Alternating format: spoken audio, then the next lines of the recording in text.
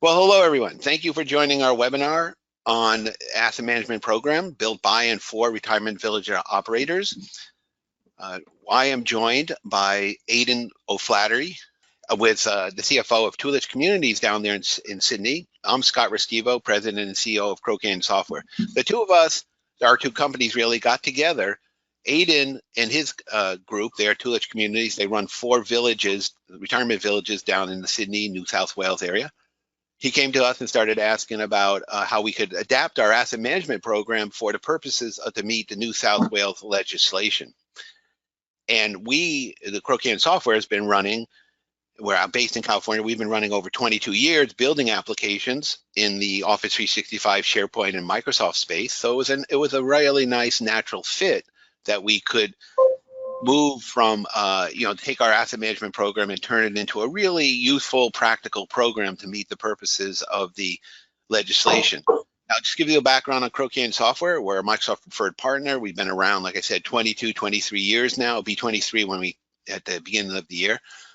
And we do business applications. We have a number of them that are, one of them, of course, the asset management, but we also have help desk, work orders, purchasing, contract management, HR requests, and many others that are core business applications running in the SharePoint and Office 365 space. In other words, we take good advantage of the Microsoft collaboration platforms, Office 365, Teams, and SharePoint, both SharePoint on premises as well as Office 365 and Microsoft Teams. Underlying all our applications is our Nitro Studio Forms and Workflow platform. This is a no-code application creation platform.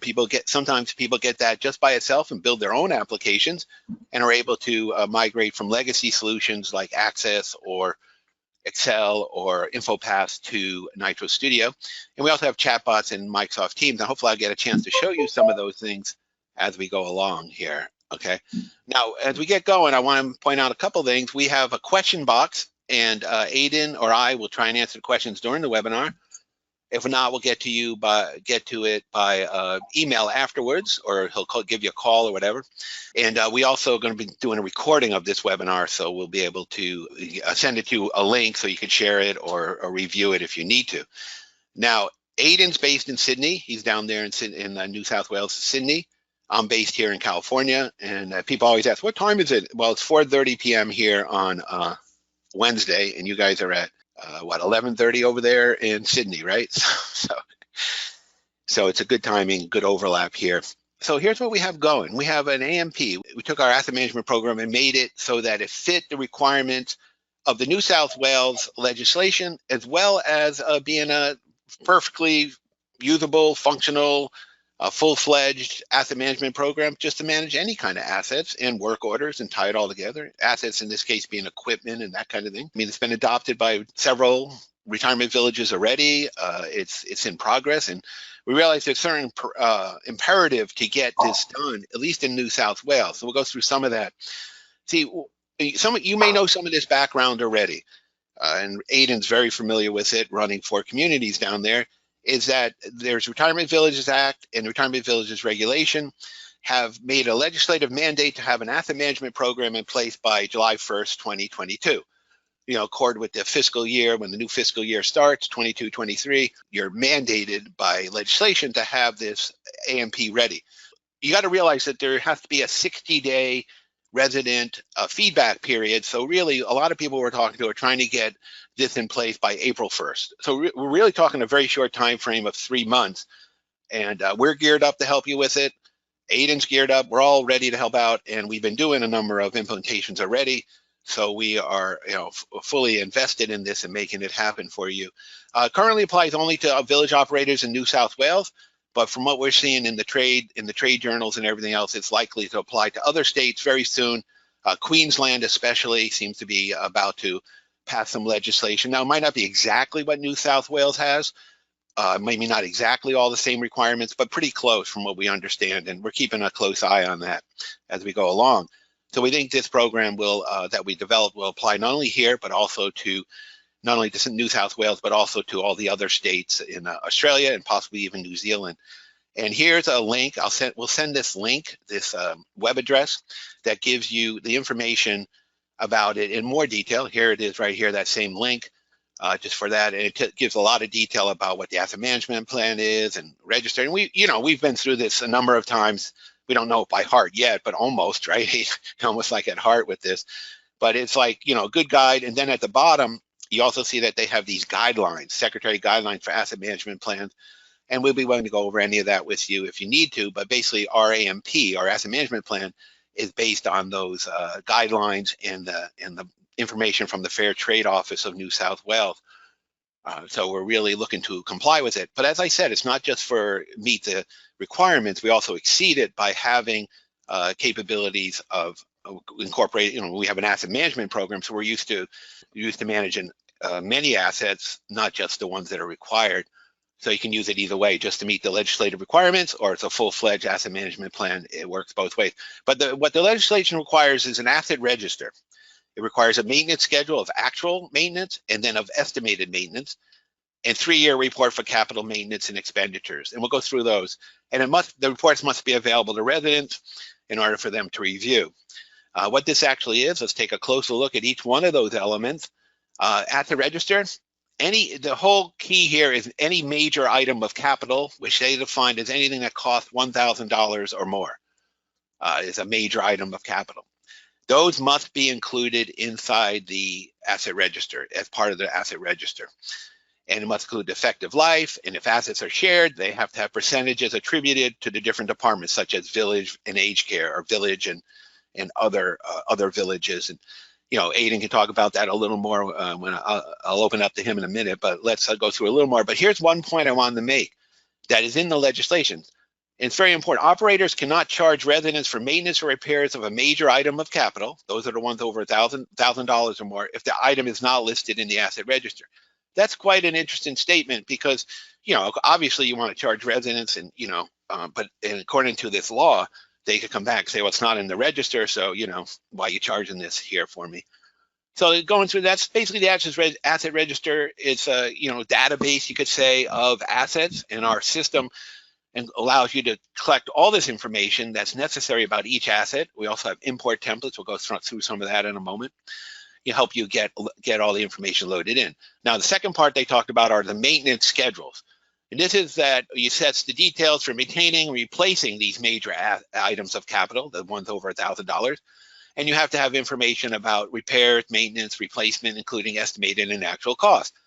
And it's generated from the asset register. Now, the trick here, as Aidan and I often go over, well, how do you really estimate cost of maintenance? Well, you use your best guess. You get out your crystal ball, I guess, or your tarot cards or something. I don't know, maybe not quite that abstruse, but you maybe have past history to go by and put it together. And I don't think they're gonna hold your feet to the fire if you're close and in the range of expected. Now, as far as effective life, that is in the ATO, the Australian Tax Office information. There's a link that we have on our website, and I'm sure you could find anyway, about effective life of an asset. But as far as estimated costs, well, actual costs, obviously you can when you do it, but estimate is another story. So then there's this 3-year report for capital maintenance, which is the third component of the AMP plan. And you need an estimate of the cost, dates, and type of proposed maintenance, the cost and type of proposed repairs. The estimated, again, that's that issue of how do you estimate? Well, take your best guess and use your past experience and put it in there.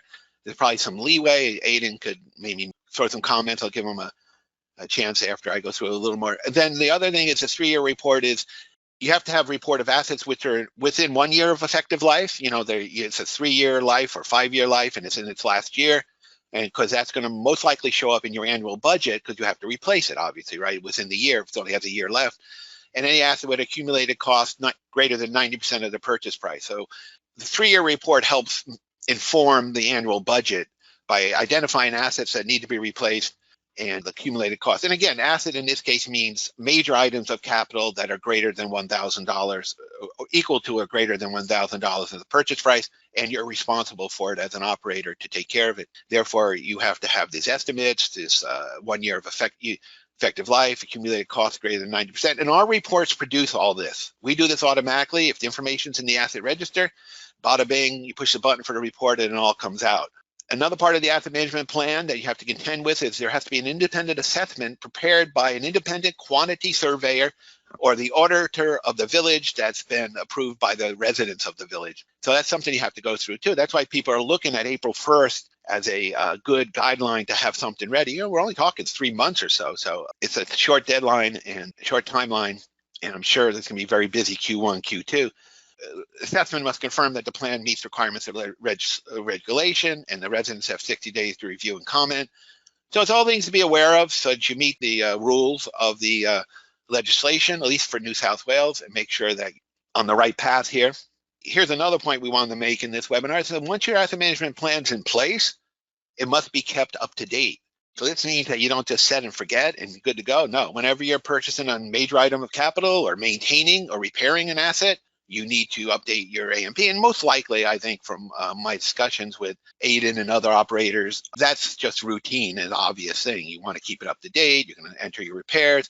And our maintenance task and work order part of our ASSETjourney AMP helps with that greatly by every maintenance or repair is recorded, associated with an asset, and used as part of the reporting of the reports that come out. And then there's also a couple other cases when it must be kept up to date according to law, if the three-year report is amended, or if the total estimated maintenance cost likely decreased by 25% or more. But most of the two top ones are most often when things need to be updated, major items of capital, or there's any maintenance or repair. And that's all done automatically. Aiden, do you want to jump in with any comments at this point? Yeah, I guess so. Really reiterating what Scott was saying, Scott's probably done a good job of going through those sort of legislative secretary guidelines. But really, what it's showing is that I guess all the intricate details that we looked at when custom building this software. You know, so I guess a bit of background about myself. So I'm a CFO of 6 villages in New South Wales. So we basically started looking at this about a year ago or so. Probably longer, when the Grinder report came out. Started working on it, then the actual rules came out. I'm like, wow, we need to work with someone, and that's where we worked with Scott and his team, who already had a asset management software in place. So we custom built it according to these specs, and basically came up with a product that's legislatively sound and that we can use as an operator. And I guess that's the journey that we went through, just I guess building it for ourselves as an operator, and then from that, I guess the biggest thing we found is the system is so highly customizable that you can sort of blend it and mold it to other operators for what their processes are. That's a bit of a background of, I guess, the journey we've been on, and I think Scott will probably go into showing a little bit of the product now. And I guess, yeah, from my perspective, it's sort of an all-in-one. So pretty much once you get all your assets in there, as Scott said, it's not set and forget. You still need to keep it current. So when you add assets, take away assets, repair or maintain them, all that can be done in the system. And by doing all that, all your legislative reports are basically there live, can be run at any time, all go into Excel at the minute. So they're very, you can add columns or whatever you want to do. And so that's what we've been working on as well, to try and get ready for the 31st of March, basically. So yeah, Scott will probably take you through a bit of it now, and we'll show you some details. Obviously, it won't be as full on as a proper demo, but if you guys want to jump on a proper demo, we'll go into more intricate details. Yeah, it's exactly right, Aiden, that if anybody wants to talk to us one-on-one, and some of you have already, we will be very glad to show you what the product does. And what we found is after talking to dozens and dozens of operators, everyone's a little bit different. And it's a different situation. They got high rises or low. They got several villages or 100 ILUs or 500 ILUs. Everybody's situation is a little different. And fortunately, our program is powerful enough and flexible enough, built on our Office 365 platform and our Nitro Studio, to be customizable and flexible in that regard. Now, I should mention one thing. If you have Office 365, we can run in your Office 365 just fine. If you don't, we run Office 365 as a SaaS solution. We just sign you up and we we host it in our own servers. So either way works. You don't have to have Office 365 in place. Now, we do have a partner, MDFM.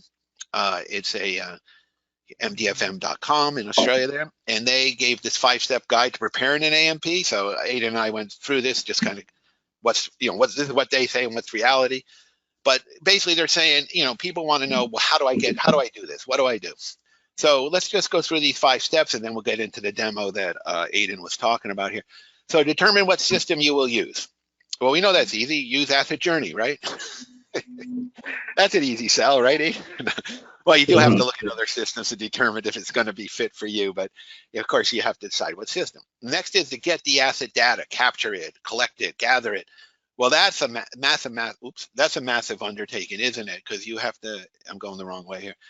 You have to have the data and collect it somehow, and it's not automatic. I mean, you have to go around, maybe with a clipboard or notebook or something, right, Aiden? Or hire a surveyor or whatever, or maybe you already have it. And we find all different situations, don't we? Some people have it very well collected in a database or Excel spreadsheet. Other people are just getting going. But again, it's only the major items of capital and all that that have to be in there. So some people want to put all there, and it makes sense to put as many assets as you can to help maintain them. Okay, once you have that, you import it into it, and we have import templates, we have configuration templates. We try and make it as easy as possible to bring that information into our system once it's collected. We can talk about the collection process, the capture process. These partners like MDFM, and we have several others, can assist, or maybe you have an auditor in place already or a surveyor to do that for you. Then number 4 is a little fun. I was talking to Aiden about this earlier today. Prepare a maintenance schedule for each capital item. Well, usually what's done, that's on the import template itself when it's brought in. So you can either do it before or after. It doesn't have to be step 4. It could be part of step 2. Capture the data and then prepare a maintenance schedule for it. Get the effective life in, when it was purchased, what the purchase price was, all that data. If you have it before you do the import, that's fine. If not, you can do it after and add it to it. And then adequately resource the ongoing management of the system. That really means what we're talking about. AMP is not set and forget. You have to keep it going and be actively maintaining it.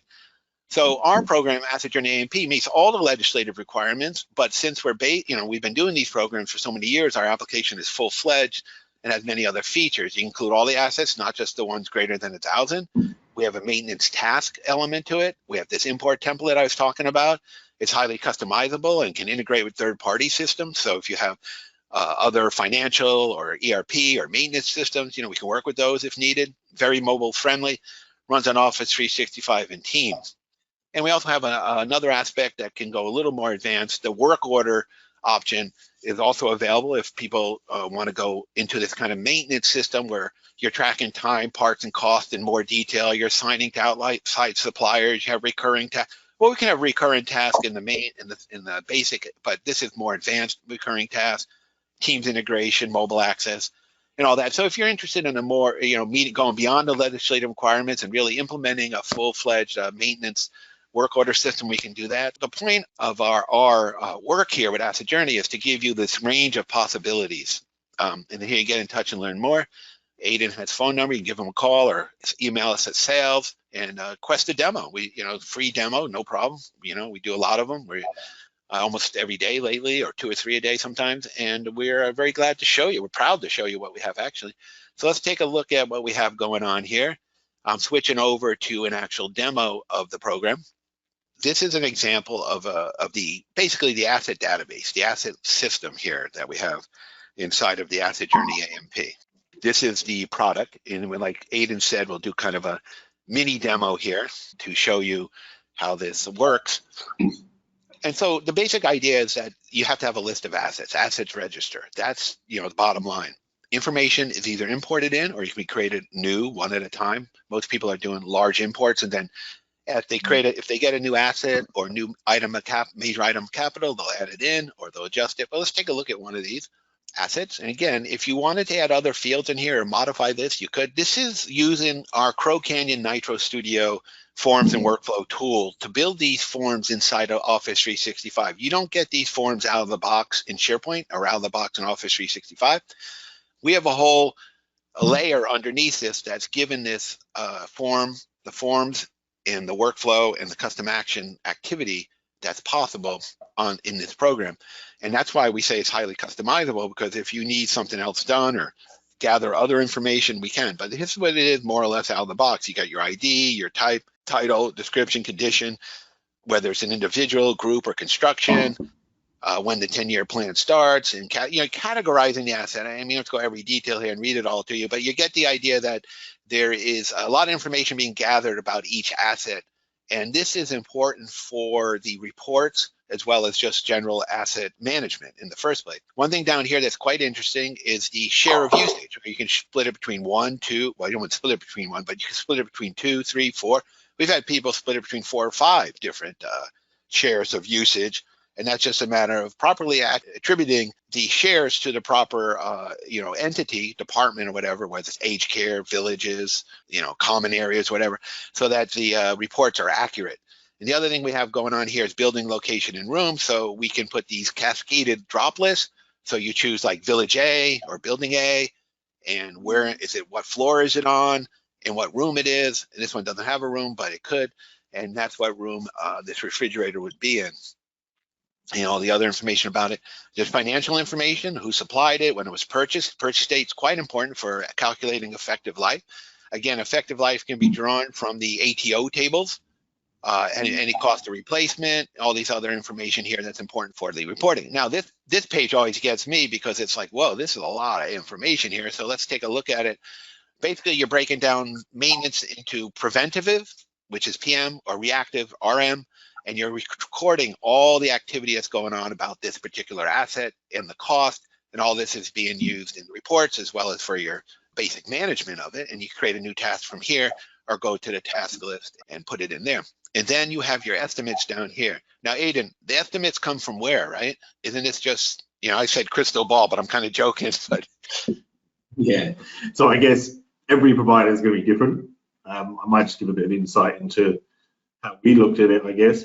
We actually reverse engineered it in terms of, well, essentially your 10-year maintenance and 10-year repair plan. Once you look at the bottom line of that, of the total, and taking into account the shared percentage, so you're only using the village percentage of the asset, technically those two total figures for year 1 in your 3-year report, for example, should match what's in your budget, right? So we actually reverse engineered it and looked, okay, what was our maintenance and repairs budget in FY 20 last year, or FY 21 last year? What do, in general, things are going to go up by CPI, generally, right? So we put the budgets up by CPI, and we reverse engineered that into the 10-year plan in the import template. That's how we did it. So I guess it's very, very linked to your budget, because there's no point in saying, right, let's do preventable repairs on absolutely everything, $100 per year, whatever, because that'll end up blowing out your budget, which obviously then the residents will have to approve, essentially, in most cases, and obviously then they won't approve it. So we reverse engineered it, essentially, to try and build the 10-year plan based on the budget, and really the preventative maintenance, that's really repairs. Preventative maintenance is really based on your contracts. You've essentially got preventative maintenance contracts for certain assets. The total of those contracts equals your 10-year maintenance, or year 1 at least, year 2, year 3 maybe, and then you CPI it. So I guess that's how we did it. We tried to sort of simplify it rather than getting some logic behind it, versus, you could just put your finger in the air and go, okay, yeah, this sort of thing. But in general, when you look at it like that, you'll end up either having a really low budget or a really, really high budget. So we reverse engineered it. That's how we did it. I think there's still a lot of gray areas in this legislation, don't you, Aiden? I mean, it's yeah, pretty. Look, I think now that when we start actually doing this and putting it together, and residents give feedback and all that sort of stuff, there'll be, I'm on the property council. There no doubt be feedback going from the property council and RVRA and people like that back to the government, and no doubt things will change. But as I said, if things do change, I guess the good thing is that this program is very customizable, so Scott and his team would change in line with any changes, so you'd always be compliant. That's absolutely right. And some other features of this is that if you do have a preset, created a washer or refrigerator or whatever item before, it'll help fill in some of the information here. Of course, it doesn't know the serial number. That's independent to the particular piece of machinery, whatever. But also there's this individual group construction, which are different kind of reporting types. It's used in the reports, whether it's an individual asset or part of a group, or construction means more or less part of the common grounds or a house or a roof or walkway or something like that. And so you can put a description. So you get a lot of information about each one, whether what condition it's in. And this is all very very useful. Now, like I said, a lot of this information will be done through imports, but you can also do it through having kind of like a preset template. If you use this kind of template, it's going to fill in all the information related to that and make it as easy as possible for people to come in. Also, you can go into what's called edit in grid view and then change things individually directly inside of this this spreadsheet here.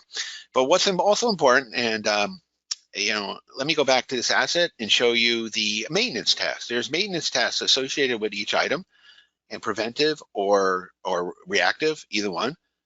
So say you want to create a new reactive one, you can go here and create a maintenance task that's associated with it, and this can be what the name is, what type it is. You won't know the actual cost until you complete it, but you can have a start and due date assigned to so-and-so, blah, blah, blah, with all this, where it is, location, and what assets associated. It will know because you created it from this asset, so it knows that it's related to that asset already. And then our workflows will take over and then notify the person who is assigned to by either email or text, usually email, and we'll sit in here with a due date. If the due date's not met, the person will be, or the manager and whoever you want, can be notified that the due date is coming up and it needs to be addressed, this task, in some way or other. You can change priority. So much we can do with this program to make the task system very useful for you to help maintain these assets. Now, I think we'd go into this in more detail in a true demo, and we'll be talking to you in great detail, but I do want to show you the required reports. And here are the 6 reports, and these are all built on the fact that you have your assets in a database, you have your maintenance tasks there, and now you can come in here and start to generate these reports. These are 6 ones we have available. And by the way, we also have another report center. If you want to generate your own different kinds of reports, we can do that. But these are the ones that are required by the legislation here. The asset register, the maintenance schedule estimated, maintenance schedule actuals, and the different types of 3-year reports. So let's run one here, right here. It's going to generate an Excel spreadsheet. It would of course have your name up here, what village it was, this is just a demo, and what the dates are and all this. And then we can go ahead and generate it, and it becomes an Excel spreadsheet, which we can then open up and take a look at. This is where it's good to have a one-on-one demo, because we can talk about this and ask questions on what are all these fields do and why they're here. But this is all about what the legislation requires, and it's grouped by either individual items, group items, or these construction ones that we have down here, buildings and structures and that kind of thing. It has the ID number, description, the room, the brand. But if we go further out, it's talking about the effective life, the remaining effective life, and where it's shared, and all this kind of information that's really important, and not only important, but required by the legislative mandates, you could say, right? So let's go back to Report Center and look at this one. That's one, maintenance schedule estimated. Of course, it's drawing from that asset. So every asset has that estimated 10-year out estimated information on it. So we can do either summary or detailed. So let's go to summary. And again, look at that report, and you'll see that, again, the information into the kind of format that's going to pass muster with the assessment and the tribunals and the other people, and also hopefully with the residents too, that they can come here and look at this information and go through it. Total repairs, is it 90%? This is something that we, one-on-one, we'll talk with you, Aiden. Aiden's very up on this, more than I am, much more, and he can talk to you about what all these individual details are. But you can see that we have this very easy reporting. Information's in the asset register, in the asset database, it's in the maintenance task. Bada bing, press a button, you got your report just like that. All the heavy lifting's been done by our programming under the covers. And you can see that we have all this information that's required. And any of this you want to go through in detail, we'd be very, very glad to do with you on that as needed. Now, with the other part of the asset program, you can also have, like I said, other reports. You can list suppliers, contracts, if you want to have documents associated with it, even software, if you want to track software.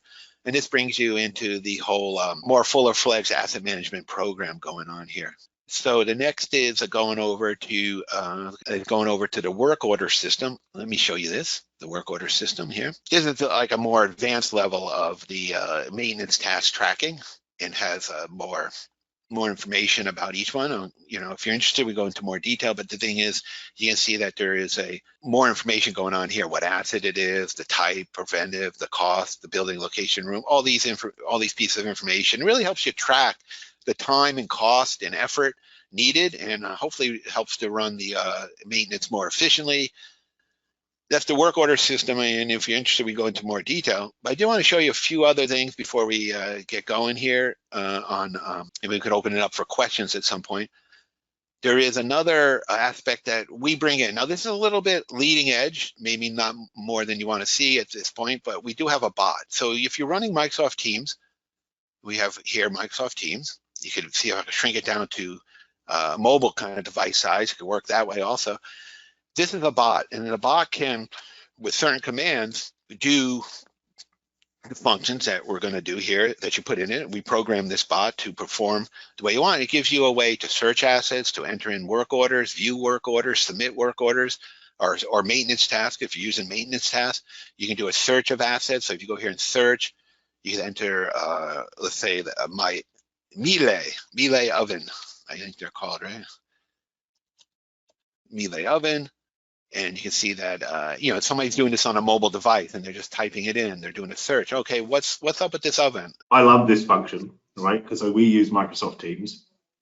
Where it becomes very important for us is, I guess, some of our villages, people are more tech savvy than others. Let's just say it like that, I guess. Yeah. So some of the maintenance people don't deal well with having to say go into ASSETjourney, go into a section, all that sort of stuff. So we would actually get them to do it through the bot.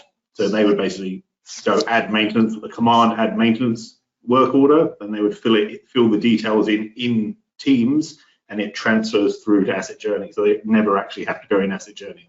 But there's always that option, depending on how tech savvy your team, depending on who you want to have access to ASSETjourney. So we find this really powerful, this bot, you know, even for adding assets. So like someone in the finance team, for example, can add an asset just by going into Teams and writing in the detail versus having to go into ASSETjourney and do an add asset, that sort of stuff. So there's just different ways of doing it. But we find this quite powerful, the bot.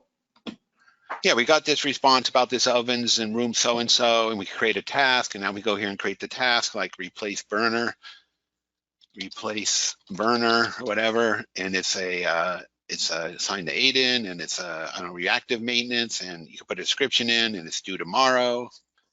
I'm still on the 15th here, so I'm a day behind you guys. And then what asset it's associated with is here, the oven, come on, the oven right here, the oven. And then we go and create the task. Okay, it's working. It's going to come back and create the task. Everybody at the demo gods always kind of intrude on me here, but it's okay. I'm okay with it. It works, believe it. Yeah, anyway, I'll go back to maintenance task and we'll see if we have that task in here. Replace burner showed up right here. Reactive maintenance associated with this asset. So you go here and do. Now it's just a little fancy, like gee whiz kind of stuff. Look what this bot and Teams can do.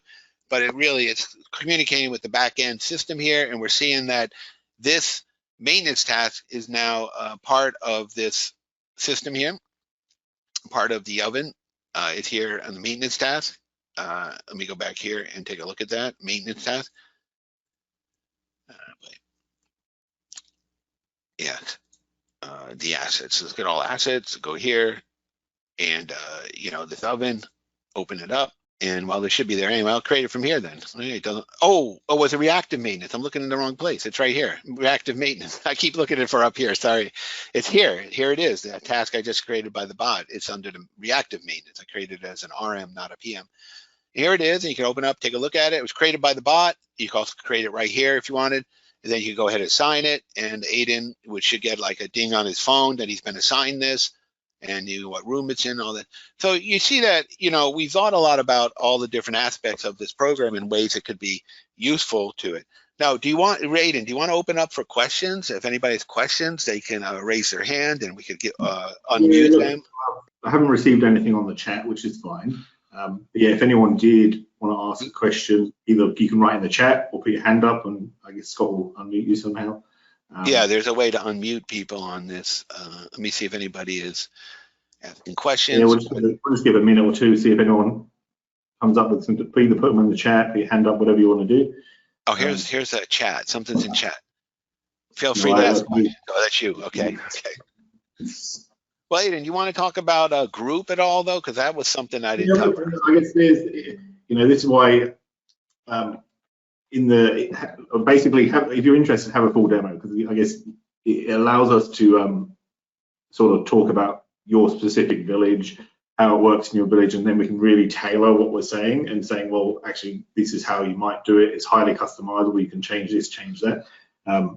We've really considered all those parts of the legislation, whether people use them or not. One part of it is grouping, for example. So you can group something if obviously the same effective life, bought in the same year, same item, essentially like dishwashers or something, and they're each over $1,000. And the key being each, so it's not the total of the group equals over $1,000, because it was originally that, but they changed it because obviously they realized that was mental. So yeah, we've built that functionality in. So essentially, when you're adding an asset, you can say, right, I've bought this dishwasher, which is a single item, but I've bought 40 dishwashers last month, so I add it to the same group, and that comes through as a reporting as a group item. So when I guess your residents request a report, instead of having each of their individual dishwashers on there, it actually could just be group FY23 dishwashers, for example, and then it basically accumulates all the maintenance, repairs, on that sort of stuff into reporting, but just noting that they're still in there as single items. So when you maintain or repair things in general, you're going to be repairing the single item, not the group. So you can still repair and maintain on the singular item, even though it reports on group level. But also, spinning it on its head, some people obviously get preventative maintenance for a group of items like air conditioners. You actually get them to come out and do an annual service on all of them. So then you actually do the maintenance on all those assets, and it would flow through to every individual asset as well. So it does it both ways. So yeah, I guess that's a bit about grouping. Obviously, there's the other reporting type is construction items. So construction items are very similar to individual items. It's just construction, different part of the report. And I guess, yeah, we've really thought about those reports and making sure that they're legislatively sound. Some reports we've actually added things. So for example, when you run the asset register, if you actually look at the legislation, you don't actually have to say where it is. You just got to say what it is. We just thought that made no sense, because the first thing someone's going to say is, well, where is this asset? And you haven't got it in there, so we've added that in the report. So, we've really thought about that from, I guess, doing it on an operator level and having it in our facilities, essentially, and testing it and live testing it to provide this sort of little feedback per an operator that Scott and his team obviously have changed and able to do in the system. And a lot of this stuff that, I guess, as Scott's going through something, I'm just clicking. You'll see various boxes, I guess. So say when he goes in the oven here, you've got make, model, serial number, that sort of stuff. If there's something else that you guys track, you can add a box. So you can add a box to track pretty much whatever you want. And a good example there is barcode number. That didn't exist until we did a demo with someone, and they said, look, I want to track my barcode number. And we put it in there during the demo, and then you can link it to barcoding. So things like that, it's highly customizable, legislatively sound, and also you're able to sort of customize it to your villages. Okay, and that's why the demo is important. You go, this is my process, how would that work in here? And it would either just work, or we'll just slightly change things and it will work. That's right. And one of the issues we run into a lot is pre-populating. How do you get the information in there? How do you know purchase price? How do you know effective? I mean, it's a lot of information gathering to get it in there at first, and that's where we have partners that will help. So you might have somebody there, but once it's in place, the reports we run based on that information quite nicely. Now, a lot of people ask about pricing. We have made our pricing. We started out a little high, now we've gone down, and we think it's very reasonable pricing for. We price it per village at this point, and dependent somewhat on the number of ILUs, but a very reasonable price. I'm not going to shout out a price right now out of the blue, but I think we're finding a lot of positive feedback on our pricing model. We're not the cheapest, but we're not the most expensive either. Nice Goldilocks, as we say, position for us, giving you a good amount of functionality with the ability to expand and customize and be flexible, and not breaking the bank at the same time. We feel like we're in a really good position. We've had a lot of positive feedback. People have jumping on board. Anybody who's interested, I'd say get in touch if you can, as soon as you can, because there's going to be a lot of activity in Q1. Probably like June 30th will be our busiest. No, actually July 2nd will be our busiest day, probably, Aiden, right? Yeah, correct. I think the feeling I'm getting, and just from I guess knowing the background is we're obviously in the process of implementing. There's also quite a few on the precipice of starting. We're now on the 16th of December, so it's all going to happen in January. So I guess it's more, in terms of setup implementation, it's actually the timelines aren't dramatic. You're talking about 1 or 2 weeks. As we all know, the timely bit is the collation of the assets. Right? That's the timely bit. You know, so yeah, getting sooner rather than later, because we were expecting a bit of an upheaval in January of getting people on the system, and you know, especially if you want stuff to sort of custom built to your processes, things like that, just takes a bit of time. So yeah, but I'd encourage you all just to if you want a full demo, then we can do that. If you've seen enough, you want pricing, just tell me that. Whatever you want to do, you know, I'll be guided by you guys. Good, yeah. And so we'll leave it at that. You know, be sure to check out our website, ASSETjourney.com. Aidan was at the Village Summit last week, I guess it was 2 weeks, December 2nd.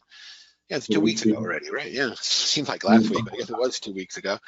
And so he met some people there and had good conversations. And you know, we're based in California, but Aidan's down there in Sydney, and he's got a group he works with. You know, really, we're here to help out. You know, it's like I said, it's created by and for retirement village operators. So it's not just something that was slapped together or trying to revise and adapt a general asset management program to this. We put a lot of thought into what the reports and what the asset management should have on it, the asset register. You know, any feedback we appreciate. If you want to contact us, request a demo this way, or just email sales, give Aidan a call. We also have resources. So anyway, rather than go on, I think you guys, we want to thank everyone for attending. Had a good attendance today. That's great. A lot of interest. And you guys are obviously smart to get ahead of the curveball here of what's happening. And we'll send you out an email. We'll let you know. Aidan, any other comments before we go? No, not really. I guess, yeah, thank you to everyone for attending. Like, you know, as I said, I'm happy to have a chat with anyone about any of this, being an operator myself, and try and work out solutions to issues that we all are going to have with this. You know, so feel free to give me a call, just chat through it, or just chat through. Being an operator, I guess I end up starting talking to other operators about other things as well. So, you know, feel free to give me a call. But, you know, I guess coming into Christmas, New Year, if you want a demo, just as Scott said, go on the contact page. There's also on that website down at the bottom of the first page, there's a data sheet if you want to have a look at the data sheet, if you want to show anyone. And I believe there's a video on there as well. Is that right, Scott, on the resources page? Yeah, we'll probably put a video of this or other. Oh, there's a short little, like 3 or 4 minute looping thing too. Yeah, I think it's up there now. We're going to put that up. Anyways, we'll get more information up there as we can. We've been so busy dealing with talking to people and getting people going with the asset journey program that sometimes it's like the plumber with the leaky faucet. We don't always have our website together, but I think it's good enough. Our website's fine. And we've also got this video as well now. So yeah, whatever you need, basically let us know and we'll help you out. Okay, thank you everyone for attending and appreciate it. Thanks, Aidan. Okay, have a good day. Okay, bye-bye.